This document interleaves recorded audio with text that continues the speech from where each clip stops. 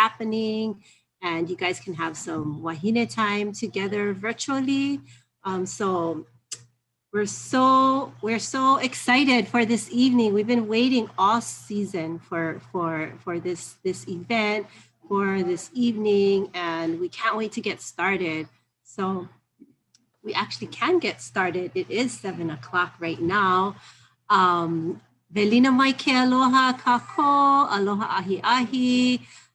O wau o Jamie Mahealani Miller no punalu'u mai au he kaulana no ka ua ki ke hala o punalu'u. Oia i'o no ke maula. Aloha everyone, welcome again for being with us. This is Jamie Miller coming from Punalu'u, where the ua continues to just bless us. And so I wish everyone to be warm and safe and dry where you're at. But we're so excited this evening to welcome all of you to this series celebrating intergenerational mana of wahine. And this evening, you guys are going to be in for a lot of laughter, a lot of reminiscing, and really just reminding us and stirring within us that wahine connection we have to our sisters, our sisters that we share makua from. But also for me, I only have one sister, but I consider many of my friends to be sisters. We are so alike, and we share our likes, our dislikes together, and we lift one another up. So that's what tonight is going to be. I want to remind everyone that if you have any questions or comments, to please put it in the chat, and we will try our best to get to it. But I tell you, our guests, they may just answer all your questions because that's the kind of wahine they are. Super eleo, comes from a wonderful, beautiful legacy of ohana and service for our people. So as you can tell, I'm like really excited, and I don't want to hold them up, but I want to first introduce my co-host tonight, someone who I consider to be my sister, and her name is Dr. Judy Oliveira. Aloha mai, aloha no everyone. It is so wonderful to be here again, to be co-hosting with Jamie, and then again to be here with the Makuakāne sisters. Both Jamie and I have been touched by all of them in so many ways through our own personal lives and professional lives. And again, was encouraged to actually seek higher education and our doctorates because of actually Teresa, and then got so much support from Gail through our work in the University of Hawaii. So again, we're so happy to be here. I can hear the ua coming down here in Kailua, and coming to you now, and just kind of knowing that as much as what's going on across our state and all of what people are dealing with right now with the rain, it's just beautiful to be here this evening with our family and being safe, and just being able to just kind of share with each other the importance of wahine and the importance of legacy in families like the Makuakāne, who actually has been able to touch so many of our lives through education and through the work that they do to serve our Lāhui. So again, so excited to be a part of this conversation tonight, and I look forward to all of the exciting pearls of wisdom that we will look forward to hearing tonight. So I'm going to actually turn it back over to Jamie, and we can go from there. Okay. I'm going to just do a really quick mahalo, or we'll do that later. But I'm going to do a really quick introduction to one of the sisters that I am most familiar with as an aspiring non-traditional student. I didn't even know that I was a non-traditional student. I just knew that higher education was important to my ohana, and it would be very important to my children. At the time, they were 4 and 5. Now they're in their 30s. Now I have mo'opuna. So during this time, I went to Windward Community College, and I had a lot of support from Kamehameha schools through their scholarship program and through counseling. And although Dr. Teresa Makuakāne Drexel was not my counselor, she was my counselor's boss. So she knew everything that was going on in my life. And then she interviewed me. She was doing her doctorate at that time.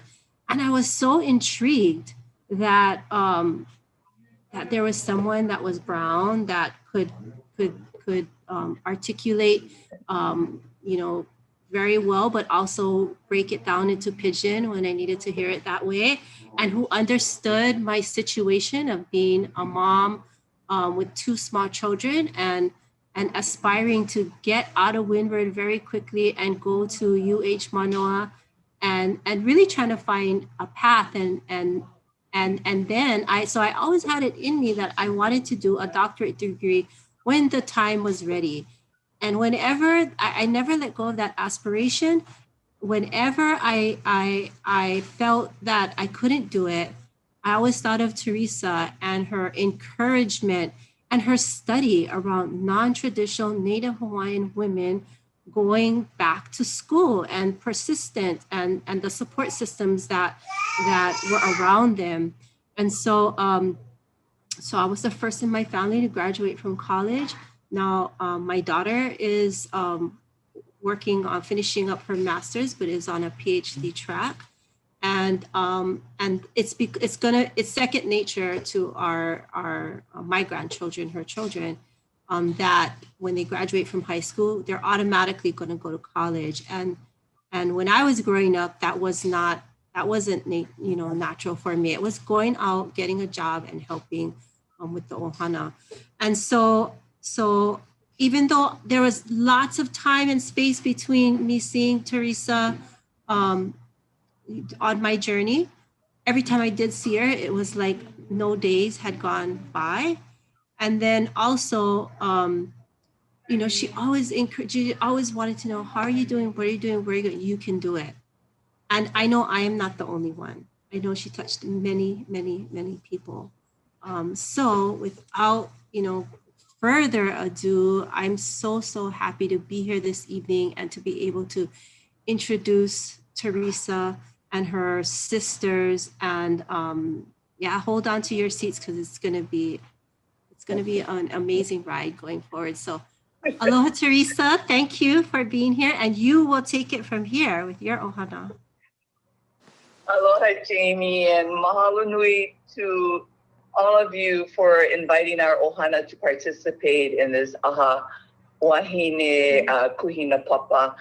This is an honor for us to be a part of this group, and we thank you very much for allowing us to just share our stories.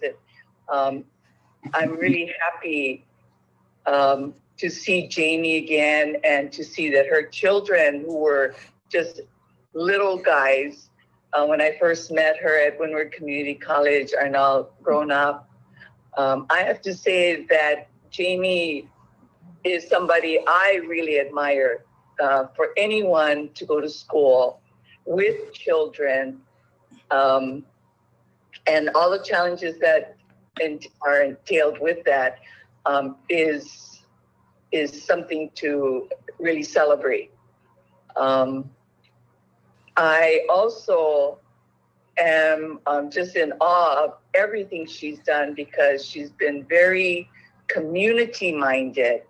And I'm going to talk about our family and introduce our family briefly, but all those points are really important to us because Jamie continues to give back to the community. She's always been very community focused and community minded and giving back. And I really see Jamie as a learner, somebody who's always wanting to learn, not just getting a degree, but really using her knowledge, gaining knowledge through all experiences, using the knowledge to benefit others. So I think that's exactly the mo'olelo I think our family wants to share with all of you.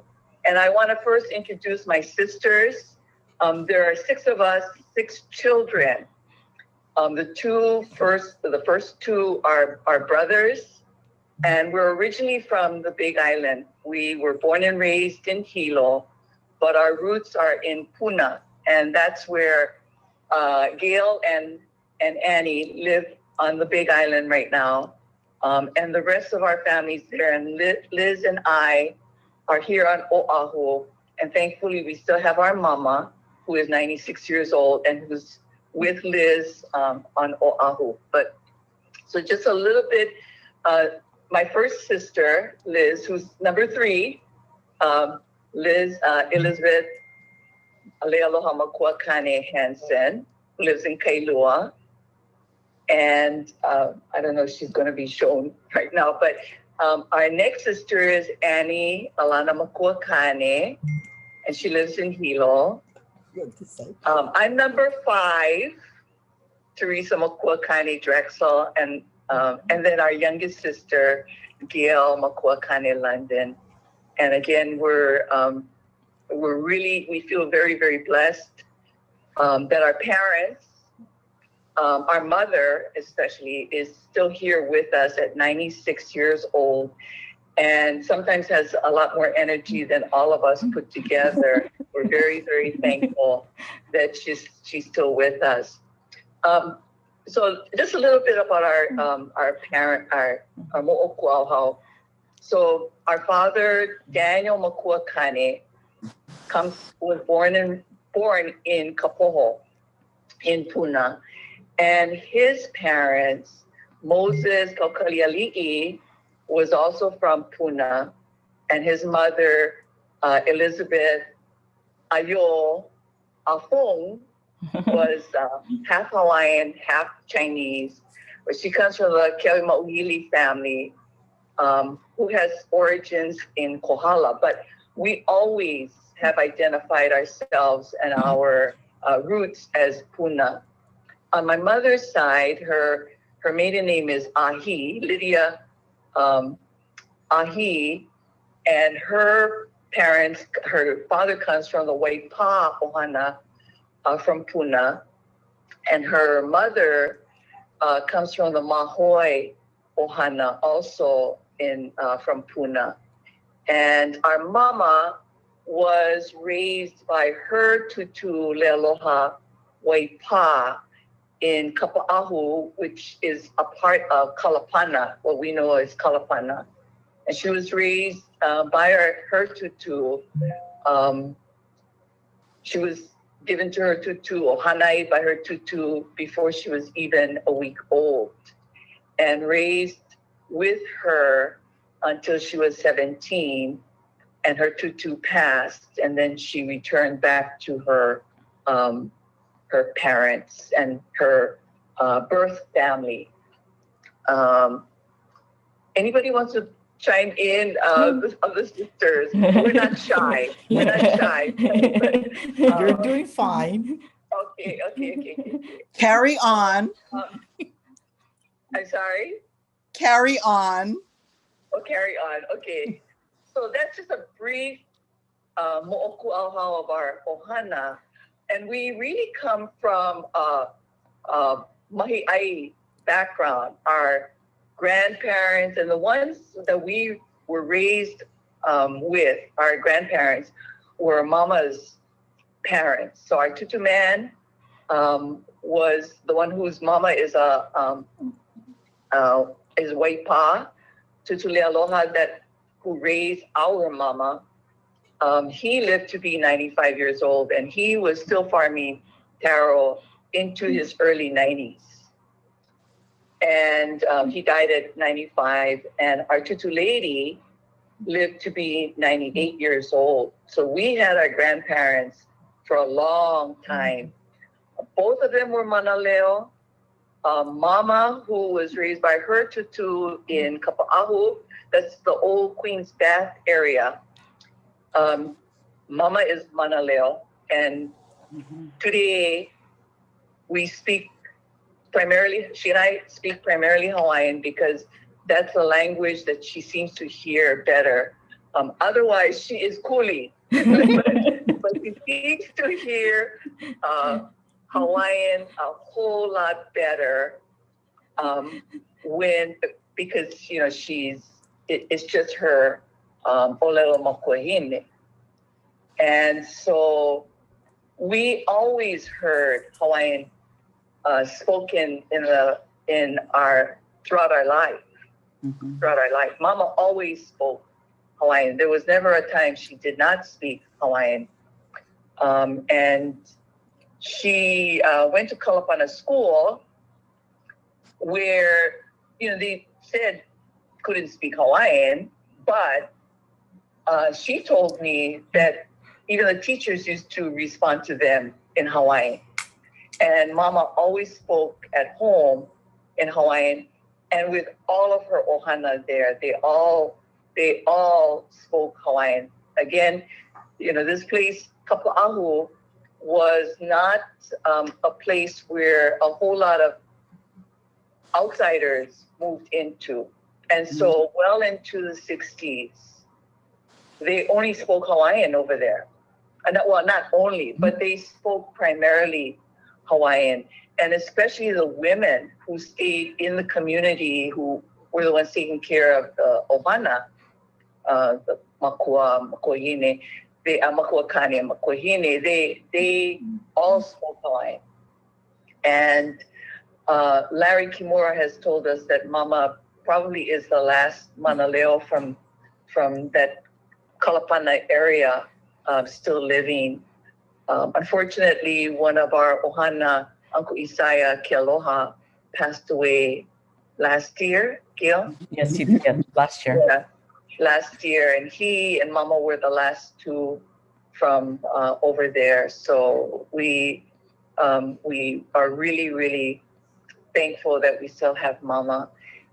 She always spoke Hawaiian with her parents, even though her siblings were not as conversant in Hawaiian, because, you know, they were raised in Pahoa. Pahoa was like the city of Puna. And so, you know, they were more influenced there to not speak Hawaiian. But for Mama, that just, it never occurred to her to never speak Hawaiian. So we were very fortunate to always hear Hawaiian in the home. And our dad, who was not as fluent as Mama, really started using Hawaiian again, and I'll come to that part of it. But what I've seen is that a lot of the men who worked outside of the home, outside of the community, didn't use Hawaiian as much. And he even said one time to us, and he worked at Kulani, and Daddy was also a farmer after he retired, but he worked at Kulani for 30 years. And he worked with many Hawaiian men, like Uncle Luka Kanakaole, Uncle Henry Awai. I mean, just a lot of Hawaiian men. And he said he didn't even know Uncle Luka could speak Hawaiian, or Uncle Henry Awai could speak Hawaiian, because they never spoke to each other in Hawaiian. They spoke in English at work, right? That was just the language of I guess, commerce, language of work. And so, you know, Uncle Sam Kumukahi, Kuipo Kumukahi's dad, she said she didn't even know her dad spoke Hawaiian until he started doing things with the university people. And then she was like, oh my gosh, my dad speaks Hawaiian fluently. Her mama spoke Hawaiian too, but, you know, they just didn't know. We were not raised in Hawaiian. I have to say that. Mm-hmm. But Mama and Daddy always valued Hawaiian, and they never discouraged us from learning or using Hawaiian. It was just, again, that's just part of our DNA. That was, but they didn't consciously use it with us in the home. We know a lot. My sisters and I, you know, now when I'm speaking to Mama in Hawaii, I learned Hawaiian I took Hawaiian at Kamehameha, and then I studied Hawaiian at the university as well. And then, just continued using Hawaiian. But because I use so much Hawaiian with Mama now, Liz understands everything I'm saying. She might not be able to converse in Hawaiian. And likewise for Gail and Annie. They know a lot of Hawaiian, but they're not conversant in Hawaiian. And so we cannot say we're Manaleo. Mama is Manaleo. And all of our kupuna were also Manaleo. And even our father used to apologize because he said, my Hawaiian not as good. But Daddy absolutely could speak Hawaiian. And when Gail's son, so the Punana got established in 84? Yeah. And then Gail's son Mamo started going to the Punana Leo in 85. Mm-hmm. From that time on, Mama and Mama always spoke to him in Hawaiian, but Daddy started to speak a whole lot more Hawaiian. And as a result of Mamo, the rest of our family started speaking Hawaiian again, because Mamo just felt that if you were of a certain age, you should know Hawaiian, right? So he was raised by our parents on their farm in Puna, their Maile farm in Puna. And so it was just natural for him to speak to anybody, Papa and Tutu's age and older. It was just kind of natural for him. And also because he was raised around Tutu man and Tutu lady, that was just natural. So everybody in our ohana who was Manaleo started speaking again in Hawaiian. So it just continued on and has continued with the children. Like Annie's mo'opuna, two of them went to Navahio Kalaniʻopuʻu preschool and then school. And then her other two mo'opuna, are at Ka'umeke Ka'eo. And so they're learning in Hawaiian.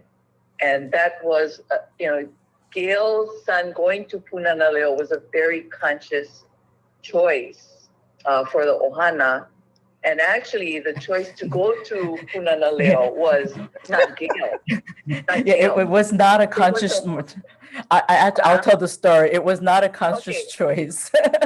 And I remember the story really well when I was hapai and Pila and Kawanoi, Pila Wilson and Kawanoi Kamana said, we're looking for more children to go to ʻAha Punana because the school was just starting to begin, and we're going to make sure that this one is going to go.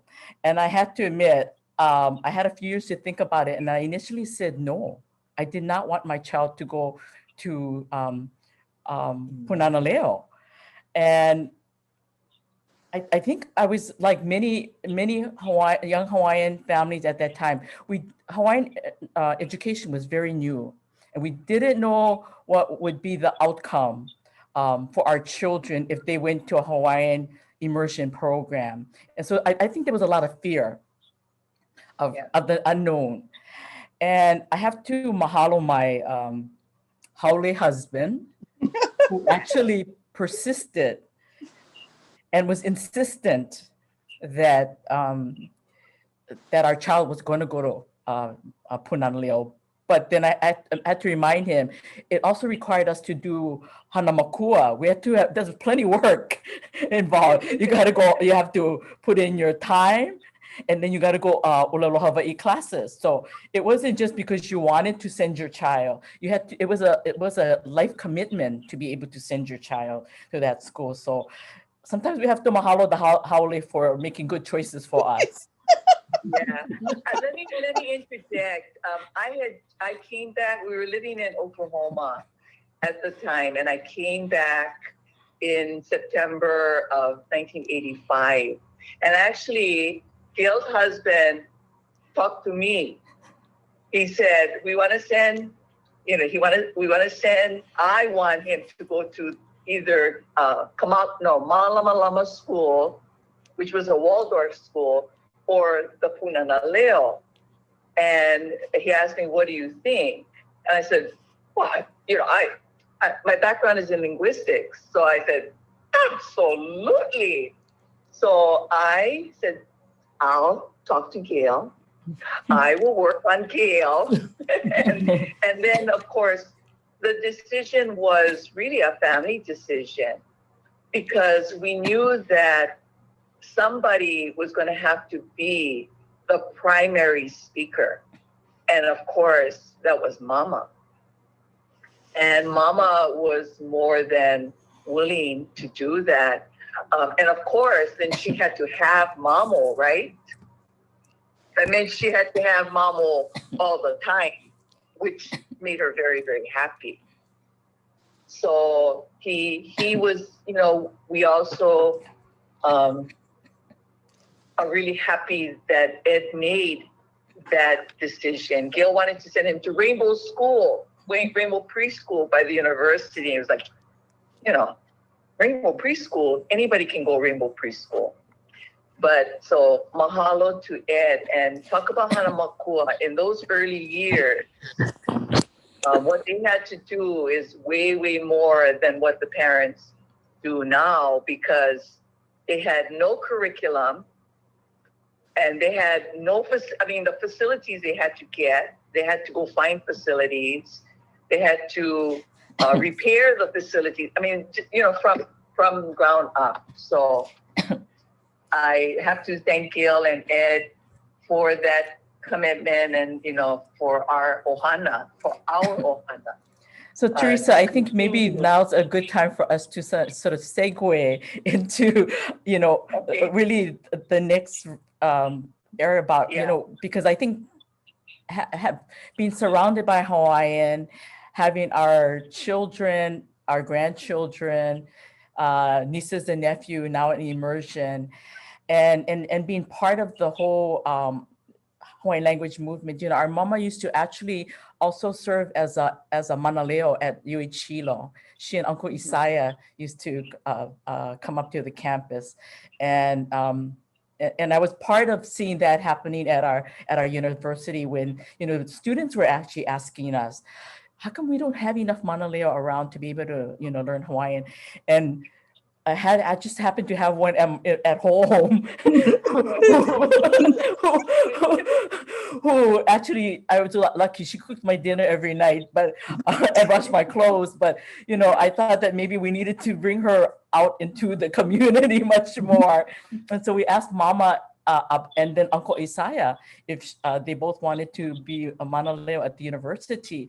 But that exposure for them, and then us seeing them in that environment, and then of course our relationship that we had developed over the years with the people at Kahaka'uloa Ke'eli Kolani actually inspired us to create something that was important for our family. So maybe we can go to Well, I don't know, Beth, do you want to chime in on the scholarship? You go ahead. I'm listening because I'm learning a lot of stuff too. Well, I wanted to say that Mama and Daddy, especially our daddy, really valued learning, not just education. He really valued learning, and the education part, because they could only go up to the 9th grade. That's as far as they could go in Puna at the time. But he always wanted to further his education, but it just was not an option because they had to go to work. High school was not was not accessible to them. And I think what we were talking about yesterday was that we wanted to emphasize to everyone that for us, and because of our daddy, because he had this thirst for knowledge, And Gail reminded me that, you know, we used to have a whole set of encyclopedia set. We didn't have a whole lot because Daddy was the only one working, and he, you know, Kulani prison. And we didn't have a lot, but we had the entire encyclopedia, I don't know how many volumes. And that was a really important resource for us. And he was a voracious reader. And he really, really instilled in us that love for learning, and that any situation was an opportunity to learn. It didn't have to be in a formal setting. Good if could, but you didn't have to learn. In fact, he used to say to us, you know, if you go school, and especially college, if you go college and you come out more stupid than when you went in, hold the money. You know, because he's like, you know, unfortunately, we've seen lots of educated people who really low roll. Yes. But, you know, he valued learning more than anything else. And that's what he wanted for us to always see opportunities for learning. I think, Teresa, Yeah. I think one of the things that Daddy also instilled in us, which was very unusual for that time, especially for a man, he really wanted his daughters to be educated. And he wanted to make sure that if we got married and something happened, that you could still take care of your family. So it was very unusual thinking, I think, back in the 40s, 50s, for a man to think like that. So he really encouraged us to go beyond just high school. I mean, there was just something there that we knew that he wanted something better for us. And I think we all took advantage of that or took the challenge. I think a lot of times he would challenge us. In like, for instance, he would say, one of the other Papa-isms would be, if you cannot make your head smart, make your back strong. So we all took that to heart. And so he was a really great role model for us. And we always, I think, wanted to, and we like the challenge of an education and learning. As Teresa said, he was a lifelong learner, and I think we are too. I think his daughters are too. So just want to throw that in. That's excellent. And, again, Daddy was after he retired, and he always wanted to, one of the things that he really wanted to do was he always wanted to go back to Puna to farm. Mm-hmm. And, working at Kulani was a job for him to put food on the table. And, another thing with our parents is that they always took care of a lot of people. We had 6 kids, mm-hmm. 2 parents in a 2-bedroom, 1-bathroom house. But we always had like cousins living with us. They took care of Oogie and Kila, right? Yeah. My cousin, Mama's cousin. Uncles. Then my father brought his 2 brothers from Mm-hmm. Kona. They were working on the coffee farms. They came, Uncle John, Uncle David came, stayed with us, and any other family members who needed kokua, he was there to kokua. And I think, one of the things that I remember clearly about him, and Mama too, was that, they always emphasize it's not what you have, but what you do with what you have. That's right. And education is a means to be able to maybe do a little bit more so that you can do, you can do more things, but you can also do more for others when you have the education. So maybe Gail you want to talk about the scholarship? Sure. But Yeah. actually, I think we have to also, recognize the fact that, I think going back to our parents, were also very community minded as well. And so it was important not only to do contribute to your family, but also to contribute to your community. And I think the work that our parents have done and the values that they've instilled in us motivated us to think about keeping their legacy alive for us and into perpetuity. And so we were fortunate enough, and Teresa did all the work. I'm going to be honest, Teresa did all the legwork for us. She just told us what we should do, and we all followed. That's another thing about being our family. Somebody takes the lead, and you just follow. Even when luau, when we do luau, somebody is in charge, and we just follow along.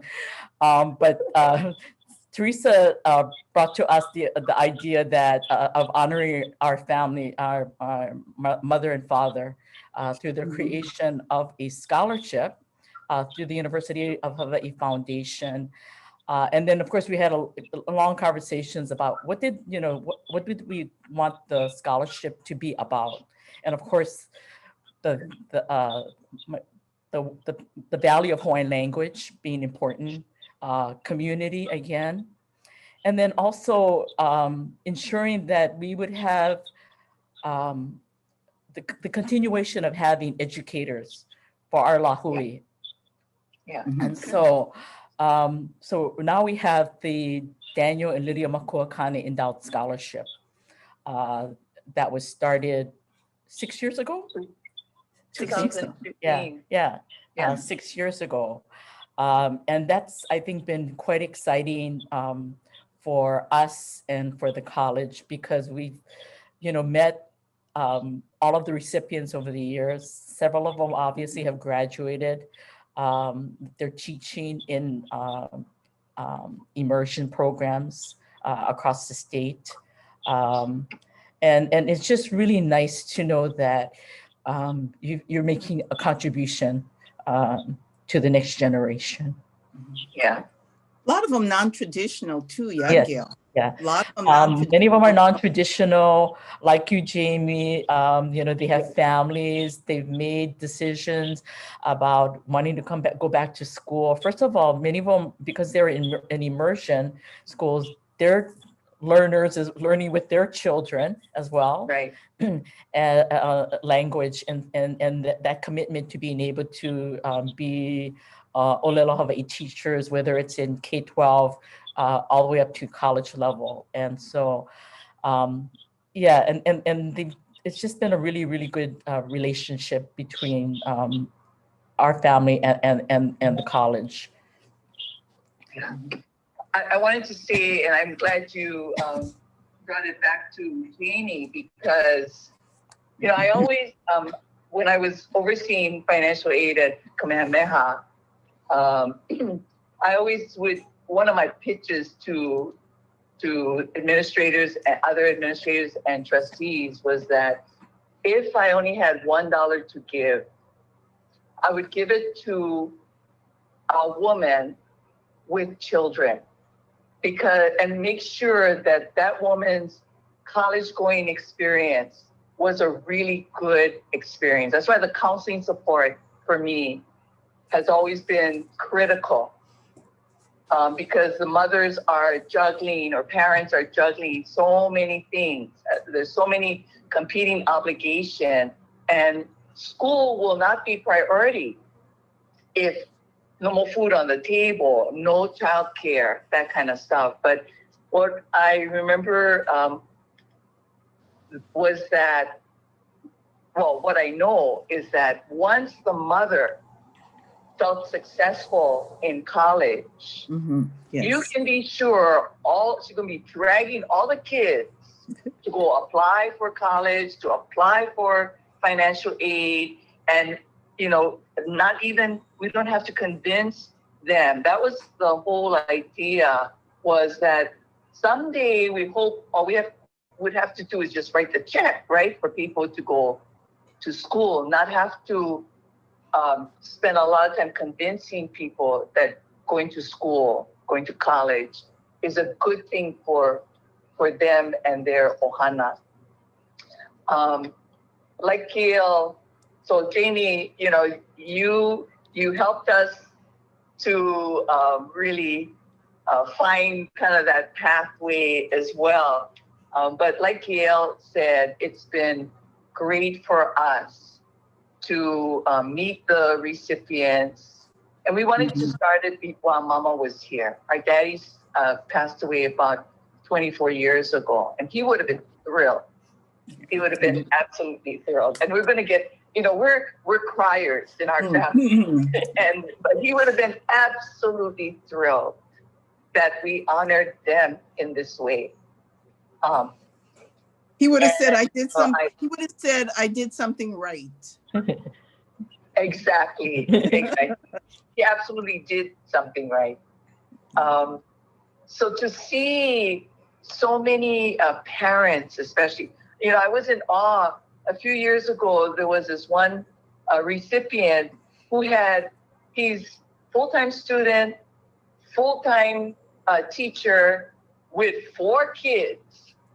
How he's doing it, or how he's managed to do it, I don't know. And his wife was also in school. Yeah. So, and I think all of the kids were under 7 or something like that. Yes.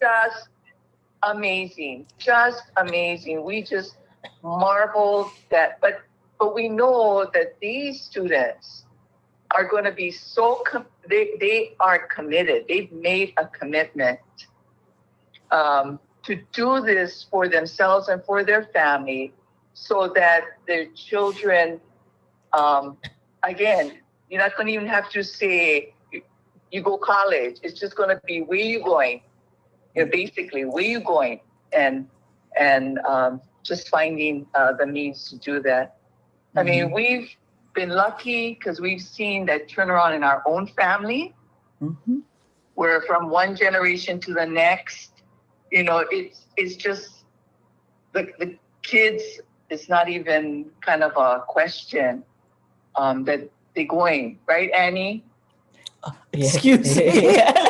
I'm sorry, I wasn't paying attention. No, but I saw our nieces' names over here. I saw them calling in, and you know, it warms our heart.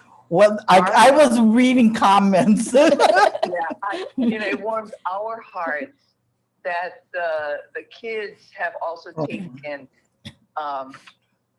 what Papa, you know, really, Papa and Grandma really worked hard for, to heart. Annie's kids and Gail's mama really were, you know, influenced a lot because they were there with Papa and Grandma, and then of course Liz's kids, animal kids. That's why, you know, we're very fortunate. You know, my husband and I have been in education, and that's why we felt that giving forward was really important. And this scholarship through UH Foundation, I mean, we're making a big pitch for UH Foundation, but I have to say that were it not for people like Keiki Kawaiʻaia and Kalena Silva letting us know that they were, in fact, you know, there were scholarships or there were opportunities to give, I probably would not have paid as much attention to, I don't know. Anyway. The recruiting efforts, the recruiting efforts. Yeah. And again, we're just really happy about the recipients. We wish we could do more, and hopefully in time, because as Gail said, you know, this scholarship is in perpetuity. And so, you know, they're in my trust. That's what I was going to say. They have to wait till I mock it. Yeah, never mind. But, you know, but for, you know, you plant now, right? You plant now for 1,000 years. So Right. we Correct. just hope that well, we know it's going to continue on, and we're just happy that we can kokua in that way. So Teresa or Gail, you folks want to explain what the scholarship is about? Because I think that's important too, because it is kind of helping non-traditional learners, families. So it's really Yes. monies that are for that are sometimes not available. Yeah, the Yes. traditional scholarships or financial assistance, sometimes some of that money is not available. So this, I think, tries to bridge that. So some of if you that want to gap. explain a little bit more. Yeah. Gil, you want to talk about it No, more? go ahead. You can go ahead. Pass. We decided to partner with UH Foundation on this, and the scholarship is specifically for attendance at Kahakaula o Ke'ilikolani. And part of it is because we're from Hilo. I mean, we've had a lot of contacts over the years, as Gail said, through the Punana Leo. Our tutu man, in fact, was one of the people that Punana Leo really wanted to participate in, when they first set up the Punana Leo Hilo, and they wanted him to help them do the mala, the mala kalo at Punana Leo Hilo. And one of our aunties, Auntie Helen Haleola Lihong, was the first manaleo at Punana Leo Hilo.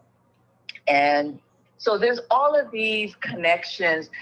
We all attended Hilo, UH Hilo, well, it was called Hilo College during my time, or Hawaii Community College. And again, as Gail has said, we place a high value on Hawaiian language being continued as a living language, and primarily in honor of our mother, as well as our grandfather, Tutu Man, Tutu Lady, and all of our ohana who are gone. And, because in the write-up about the scholarship, we said that just as the maile, because our father, as I said, was a maile farmer, and at that time, nobody was cultivating maile the way he was doing under a hothouse condition.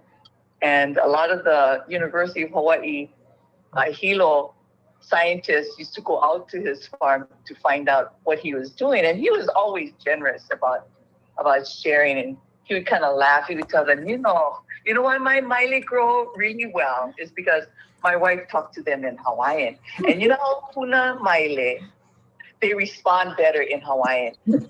So, and so that he said that was the key. That was the secret to it, because he said, "Oh, you must have some secrets about how because we tested in the labs, and we just cannot figure out how you're able to grow the maile as well as you do. So, what's your secret?" And that's why he said, "Oh, you got to talk to the maile in Hawaiian, and they like, they like the sound of Hawaiian. So that's what you got to do." So, he knew that just like how Olelo Hawaii was endangered, he felt the need to save maile, to propagate maile, to come up with ways to grow it in a hothouse condition, and he was very successful in doing that. Unfortunately, none of us are mahi'ai. And I have to say for myself, I am not. I absolutely have a brown thumb. Gail and Annie are the most successful, and they are the ones who really worked alongside Daddy the longest. And certainly, it's like planting taro. My parents used to use that as kind of a disincentive. If you don't make your head smart, you're going to work taro patch. So, and you got to make your back strong because you're going to work taro patch. So we went both ways. Gail and I went both ways. Exactly. So, so each of us had our own gifts, right? And I certainly Daddy used to say to me, you better go to school because can work. You can do ohana. But Gail and Annie, I'm sure if I had to, I could go plant taro and pull taro and do all of that. From small time, we learned a lot, and also the maile. But Gail and Annie definitely worked alongside Daddy a lot more and learned a whole lot more. So my hats off to them for learning that family tradition. And yeah, because it's left up to me and Elizabeth, to Liz, I don't think so. We have other skills. We have other skills. Yeah, we have other skills, exactly. So Teresa, we're kind of at the end. Do you want to say something real quick about your Makuakāne Learning Academy, really quickly? Really quick. That's your last. I'll turn it over to Liz. The Makuakāne Learning Academy. Yes, the Makuakāne Learning Academy was started this school year because we had two little girls that were affected by COVID. So in discussion with their parents, my two little granddaughters, in discussion with their parents, we decided, Teresa and I, to take on the task of homeschooling them. And it has been a challenge, it's been a privilege, and we're loving it. We're loving it. By the end of the day, sometimes we'd like to have a drink because it is challenging. It has been challenging, but we're loving it. We're enjoying it. So we will have these girls in our Learning Academy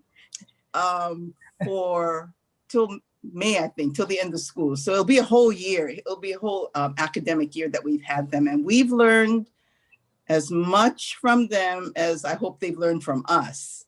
And so it has been a real joy. And it's also been very humbling.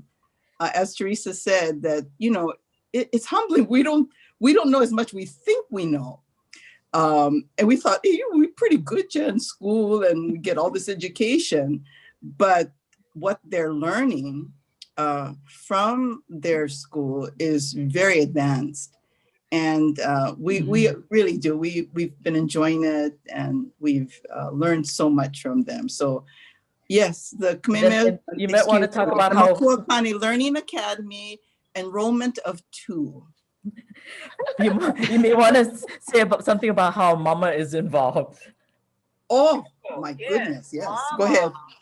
Yes, She's a principal. she's a principal. A blessing because Principal emeritus. taught them a lot of family songs, a lot of our ohana songs, and they play ukulele, hula, and Mama has been just singing with them, and they hula with them, and it's really helped her whole spirit. It's helped to lift her spirit so that when they're not there, she's like, oh, it's so quiet. How come so quiet? She really, really misses them. And they're learning so much about our mama has always been somebody who's always been thankful. She always says mahalo. She always has. She always has had a real positive spirit, and we're so lucky. And I pray every day that I'm going to be like her and my sister Liz, because I'm not. I'm very appreciative. But they are so, it's amazing. It's amazing what we're learning. We're all learning through this time, but they're learning so much what it called lavena, the behaviors, the kind to be a Hawaiian woman, those behaviors. And yeah, so lucky. And they keep telling us they want to stay at the Makuakāne Learning Academy. But, we have to think about this. Although it's like Liz said, it's been so good. It's been probably the most exhausting experience, but the most exhilarating experience that we had. And we didn't know what we didn't know. But because of this ohana, the ohana, it's been great. And one last thing that I wanted to say about our ohana is that we are what our parents really taught us was about the ohana and how important our relationship is with one another. I'm going to get all choked up, but they taught us Kanaka values that were very Hawaiian focused. I mean, ohana focused, and all we know is that we've been entrusted by them to take care of one another, to take care of the children, to make sure that their life is better. Then, each generation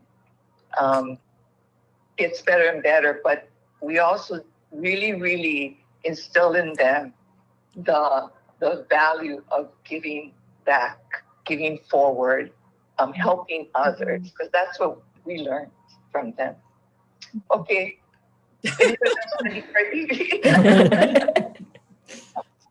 Mahalo nui, everyone, for being part of this today. It's really been our pleasure to spend our time with you. And actually, it's been kind of nice to be with our sisters. Yeah. Yeah, because COVID has kept us apart.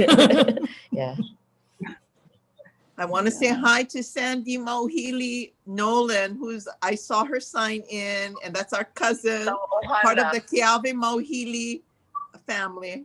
Ohana. Yeah. Yeah, and all those who, I saw so many people, and mahalo nui, Andrew Akau, Andrew. Andrew Yes. Akau, who's in San Francisco. I love you folks. Yeah. And so Hau'oli, and so aloha, everybody. Yeah, yeah. Yes.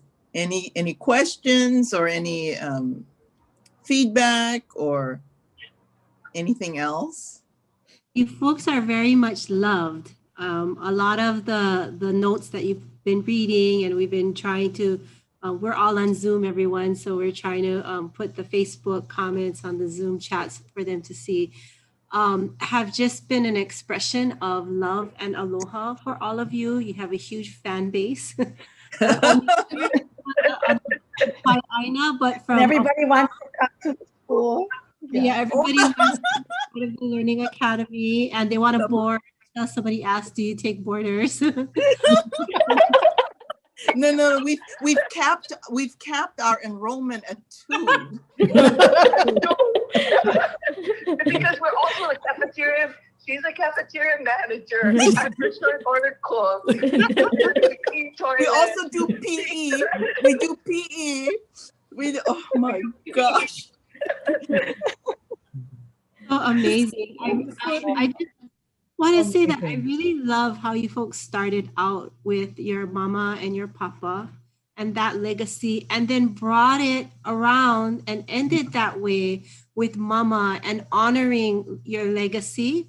But not only that, I think for us as viewers, it gives us inspiration. I like what you said, Teresa, about planting now for 1,000 years. Yes. And every time I have to give a presentation about Hawaii or when I was with Liliuokalani, I always share that nowhere else in the world do we as Kanaka come from a people or a legacy of ali'i that would give everything, all of their assets to the people and to the future and future generations. And you folks listening to you, your story, your mo'olelo this evening is a reminder to me that you guys are those modern day benefactors, and what you folks are doing continues to outshine any other peoples across this world, and not because you want to outshine, but because of your values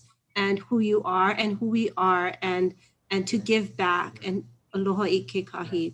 And so I just wanted to, I learned so much this evening from all of you, and I've known Teresa for years, of course, and Gail as well, and so some of the things that we heard this evening around community minded, your papaism,